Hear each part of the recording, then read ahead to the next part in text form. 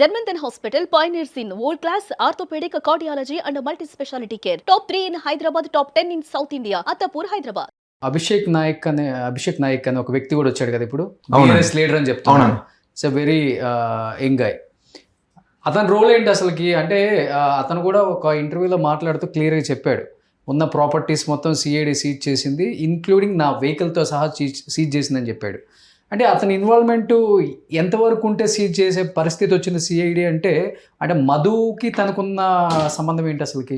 ఇప్పుడు సిబిసిఐడి అనేది okay involve కాదు ఇక్కడ, ఆ, ఎంతో ఫ్రాడ్ జరిగితే తప్ప. యాక్చువల్గా ఈ అభిషేక్ నాయక్ అనే వ్యక్తి రమావత్ మధు యొక్క బినామీ. అవునా? ఎందుకంటే అందరూ కూడా చెప్తున్నారు. అండ్ ఇదొక్కటే కాకుండా ఆయన ప్రతి ఒక్క చోటికి ప్రతి ఒక్క మోటివేషన్ క్లాస్కి ఆయన అటెండ్ అయ్యిండు. ఆయన అటెండ్ అయినప్పుడు కూడా ఒకసారి చూడండి.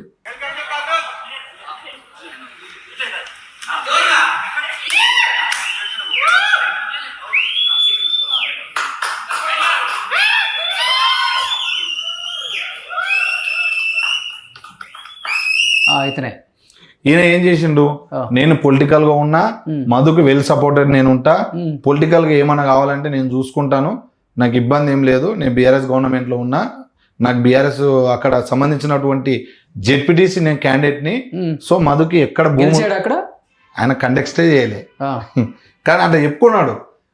100% బాగా క్లోజా బాలు నాయక్కి తెలియదండి. ఇంటర్వ్యూలో మాత్రం నిన్న మొన్న మాట్లాడాను, అవును ఈ రోజు ఛానల్కి వస్తానన్నా అన్నాడు.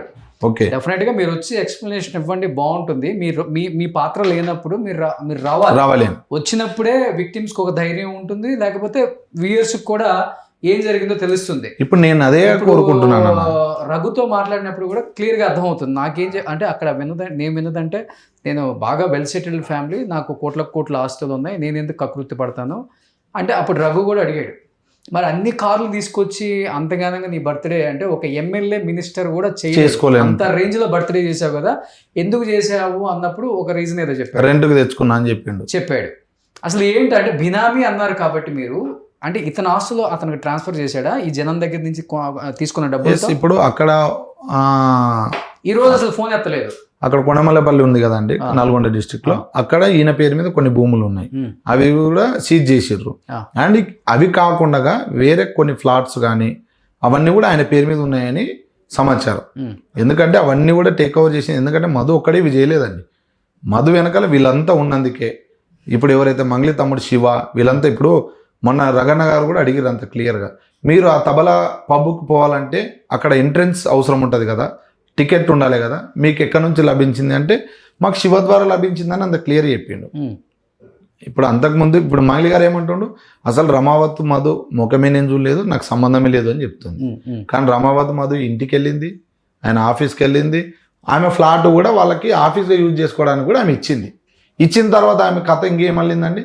అంతకుముందు ఏం తెలియని అనే వ్యక్తి మన తులసి చంద్ అక్క గారి ఇంటర్వ్యూలో ఆమె ఏం చెప్తుంది, నేను ఆ ఫ్లాట్ని అమ్మడానికి పెడితే వాళ్ళు 1 నెల వాడుకొని వదిలేసారు, బాధితులందరూ 3 నుంచి 4 నెలల అదే ప్లాట్ తిరిగిర్రు. ఇప్పుడు మంగళి గారు పర్సనల్ రూమ్ చూపించారు, అన్నీ చూపించారు, వాళ్ళ వస్తువులు ఉన్నాయి, అన్నీ ఉన్నాయి, నేను ఇక్కడనే ఉంటా. ఈ టైంలో మంగళి వచ్చే సమయానికి వీళ్ళని పంపిస్తాడు. వాళ్ళ సిస్టర్ గారు ఉన్నప్పుడు కూడా వాళ్ళని బాధితులను ఫ్లాట్ విక్టిమ్స్ ఉంటారు, శివ ఉన్నప్పుడు విక్టిమ్స్ ఉంటారు. కానీ మంగళి గారు ఉన్నప్పుడు కేవలం ఏంటంటే ఆమెని ఒకసారి ఫోటో కూడా అడిగిరంట, అంటే నెక్స్ట్ టైం ఇస్తా అని చెప్పింది ఆమె. బాధితులు ఫోటో అడిగారు, ఆ ఫోటో అడిగిన వ్యక్తి కూడా హేమకాంత్ రెడ్డి. ఇప్పుడు హేమకాంత్ రెడ్డిని టార్గెట్ చేసి 0 చేయడానికి కారణం ఏంటంటే ఫోటో అడిగిన వ్యక్తి కూడా హేమకాంత్ రెడ్డి. ఓకే, బట్ మధు అనే వ్యక్తి మంగళి బర్త్డేకి ఒక డైమండ్ నెక్లెస్ గిఫ్ట్ గా ఇచ్చింది నిజమా? నాట్ ఓన్లీ డైమండ్ నెక్లెస్, ఆ రిసార్ట్ అభిషేక్ చెప్తున్నాడు. అవును, ఆ రిసార్ట్ బుక్ చేసింది కూడా రమావత్ మధే. అండ్ ఆమెకు రియల్గా 15 లక్షలు పెట్టి డైమండ్ నెక్లెస్ కూడా ఇచ్చిండు. ఇప్పుడు ఆ యొక్క బర్త్డే పార్టీలో కూడా రమావత్ మధు క్లియర్గా ఉన్నాడు, అభిషేక్ ఉన్నాడు, మంగళి గారు చెల్లెలు ఉన్నారు, ముగ్గురు ఉన్నారు.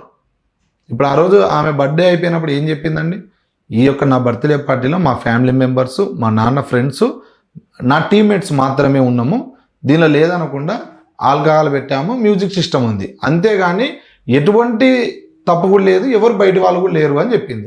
రమావత్ మధు అనే వ్యక్తి బయటవాడైతే మీ యొక్క బర్త్డే పార్టీలకి ఎట్లా వస్తాడండి? ఈ అభిషేక్ నాయక్ బయటి వ్యక్తి అయితే మీ యొక్క బర్త్డే పార్టీలకి ఎందుకు వస్తాడండి?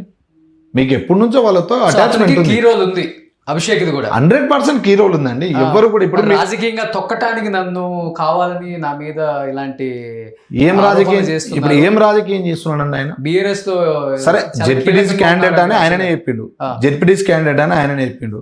నువ్వేమైనా ఎమ్మెల్యే కంటెస్ట్ చేసినావా లేకుంటే ఇంకొకటి కంటెస్ట్ చేసినావా? ఇప్పుడు తొక్కాలంటే నువ్వు ఎవరికైనా మోసం చేస్తేనే, ఎవరికైనా అన్యాయం చేస్తేనే నేను తొక్కుతారు. నువ్వు ఈజీగా ఎదగాలని ట్రై చేశాడు. ఈజీగా ఎదగాల, ఈ అడ్డగోలుకు వచ్చిన డబ్బును పెట్టుకొని నేను ఐఫై చూపించుకోవాలా, నేను ఇట్లా బర్త్డేలు చేసుకుంటే నా వెనక అవుతు రావాలా, నేను ఇట్లా ముందర నడుచుకుంటూ పోతే నాకు పూలు చల్లాలని నీ అంతకు నువ్వు ఎంటర్టైన్మెంట్ చేయించుకునేటివి ప్రజలు ఎవరు కూడా, నిజమైన ప్రజలు కానీ నిజమైన నాయకులు కానీ ఎవరిని కూడా అటువంటి అభ్యర్థిని కానీ అటువంటి క్యాండిడేట్ని కానీ గుర్తించారు. అరెస్ట్ చేశారు కదా అతన్ని? ఎస్, ఆయనను కూడా అరెస్ట్ చేశారు. 21 రోజు ఏదో రిమాండ్. అవును, రిమాండ్ కూర్చారు. మరి ఆయన తప్పు చేయకపోతే ఎందుకు తీసుకెళ్తారని? అది మనం బేసికల్గా ఒకటి గుర్తించాలి. బయటకు వచ్చి ఎన్ననే చెప్తాం కానీ మిత్రుడు ఇప్పుడు చిన్న వయసు అన్నప్పుడు నువ్వేం చేయాలి, అన్నికి మనకి చాలా చూసుకొని మనం నడవాలి. ఎందుకంటే నేను కూడా అదే వృత్తిలో ఉన్నా కాబట్టి నేను కూడా చెప్తున్నా. ఇప్పుడు మన పై స్థాయి లీడర్లు ఉంటారు, వాళ్ళు ఏం చేస్తున్నారు, వాళ్ళ సేవను మనం ఎట్లా ఉపయోగించుకోవాలి, మనం తిరిగి ఎట్లా సేవ చేయాలనేది చూసుకోవాలి. కానీ మనకు అడ్డగోలు ఏడ డబ్బు వస్తుందా, వానికంటే నేను అయిపోయి కనిపించాలా, ఇవన్నీ చూసుకోవాల్సిన అవసరం లేదు కదా. స్టడీ కనుక్కున్నారా అతని గురించి, అభిషేక్ గురించి ఆ జిల్లాలో కానీ నాయకులు? కనుక్కున్నామండి. కనుక్కున్న తర్వాత రగన్న గారు కూడా ఇంటర్వ్యూ చేసి ఆయన పిలిపించడం జరిగింది. అంతకుముందు ఇంటర్వ్యూలు కూడా ఆయన పర్సనల్ గా చేయించుకున్నాడు కదా. ఆ ఇంటర్వ్యూలకి ఈ ఇంటర్వ్యూలకి బేస్ చేసి చూస్తే కూడా ఆటోమేటిక్గా ఆయన నోట్లోనే నిజం వస్తుంది. ఏం చెప్పారు దాంట్లో అని చెప్తున్నా కదా, నేను వెల్ సెటిల్డ్ ఫ్యామిలీ, నేను గోల్డ్ స్పూను అని చెప్తుండు. మళ్ళీ తర్వాత నావి పోయినాయి ఇవి పోయినాయి అంటున్నాను. నీవు ఏమున్నాయి అంతకుముందు చూపెట్టు, నీ సొంత ఆస్తులు ఏమున్నాయి చూపెట్టు, తర్వాత మధ్య నుంచి వచ్చిన ఆస్తులు ఏమున్నాయి చూపెట్టు, సీజ్ చేసిన ఆస్తులు ఏమున్నాయో తెలుస్తుంది కదా. ఓకే, ఇప్పుడు ఎవరు కూడా పుట్టగానే గోల్డ్ స్పూన్ గారు, ఎదిగే కొద్దీ వాళ్ళు బయటికి రావాలి, 100% మాట్లాడాలి. నిన్న మాట్లాడాడు, మొన్న మాట్లాడాడు, ఇవాళ వస్తున్నాను అన్నాడు. నేను 100% ఫోన్ ఎత్తట్లా. ఎస్, మళ్ళీ ఆ రఘు దాంట్లో ఒకటి అన్నాడు, నా ఫోన్ నెంబర్ అప్పటి నుంచి ఇప్పటికి ఎప్పుడు ఒకటే నెంబరు, ఎనీ టైం విక్టిమ్స్ కోసం 2022 నుంచి నేను ఒకటే ఫోన్ నెంబర్ మెయింటైన్ చేస్తాను. ఫోన్ చేస్తే అక్కడ వచ్చి దిగుతాను నేను అని చెప్పి అన్నాడు. ఇలా అసలు రెస్పాండ్ లేదు తన దగ్గర. నేను అదే చెప్తున్నానండి. ఇప్పుడు మంగ్లీ గారిని కూడా నేను అదే కోరుకుంటున్నాను, అభిషేక్ నాయక్ని కూడా అదే చెప్తున్నాను. ఇంకొక వేరే అంటే కొంచెం కులం ట్యాగ్ పెట్టుకొని ధర్నాలు చేస్తున్న వారికి కూడా నేను ఒకటే చెప్తున్నాను, ఒక్కసారి మీరు బాధితులను కూర్చోబెట్టుకొని ప్రెస్ మీట్ పెట్టండి. ఎగ్జాక్ట్లీ. ఇప్పుడు బాధితుల పక్షాన వచ్చి మీరు ప్రెస్ మీట్ పెట్టండి, అయ్యా మేమున్నాం, మీరు ఏ కులం వారైనా మేము న్యాయం చేస్తామని చెప్పండి. ఇప్పుడు ఇంతవరకు వాళ్ళ అక్కడ ప్రెస్ క్లబ్ తీసుకుపోయిన వాళ్ళు ఎవరు లేరు కదా. ఎవరు తీసుకెళ్లారండి? ఇప్పుడు ఎక్కడ తీసుకెళ్ళినా ఎక్కడ పోయినా బాధితులు మాత్రం రోడ్డు మీదే ఉన్నారు. అవును, ఇప్పుడు భరోసా ఇచ్చినటువంటి మంగ్లీ గారే ఎక్కడో ఉన్నారు. అక్కడ నుండి రకరకాల మనుషులకు ఫోన్లు చేస్తూ వాడసంటోడు వీడిసంటోడు అని ఆమె ఇటువంటి ఫోన్లు మాట్లాడుకుంటూ ఉంది. కానీ బాధితులు ఎక్కడున్నారు, వాళ్ళు తిన్నారా, వాళ్ళ పరిస్థితి ఏంది, ఇప్పుడు ఈ రోజుకి ఎన్ని రోజులైంది, వాళ్ళు ఎంత దూరం నుంచి వచ్చారనేది ఒక్క రోజున ఆమె అడిగింది ఎవరినైనా? తులసి చంద్ గారు కూడా ఇంటర్వ్యూ చేసిర్రు. ఆమె ఏమన్నది, నేను పూర్తిగా బాధితులను కనుక్కున్న తర్వాతనే ఈ యొక్క ఇంటర్వ్యూ చేస్తున్నా అని చెప్పింది.